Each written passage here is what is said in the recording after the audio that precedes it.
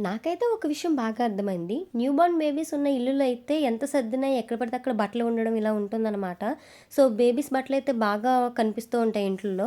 ఎందుకంటే అస్తమానం బేబీస్ బట్టలు మార్చాలి, డ్రై షీట్స్ మార్చాలి కదా! సో, ఇలా చైర్స్ మీదగానో లేతే బెడ్స్ మీదగానో ఉంటూ ఉంటాయి. ఇవన్నీ ఒక బ్యాగ్‌లో సర్ది పెడితే బావుంటుంది కదా! అని నేను ఆన్‌లైన్‌లో ఈ బ్యాగ్ చూసి ఆర్డర్ పెట్టాను. ఇదైతే వచ్చేసింది. ఇది నిలవడం కోసం ఒక ప్యాడ్ అయితే ఇచ్చాడు. అది చివర్లో పెడితే అలా నిలుస్తుందనమాట. దీంట్లో బేబీ బట్టలు, డ్రై షీట్సు, కాటన్ శారీసు ఇవన్నీ పెట్టేశాను. దీనికి పైన క్యాప్ కూడా ఉంది. సో, డస్ట్ అనేది గానీ ఏమి పట్టకుండా ఉంటుంది. ఇలా స్టిక్ చేసేలాగా.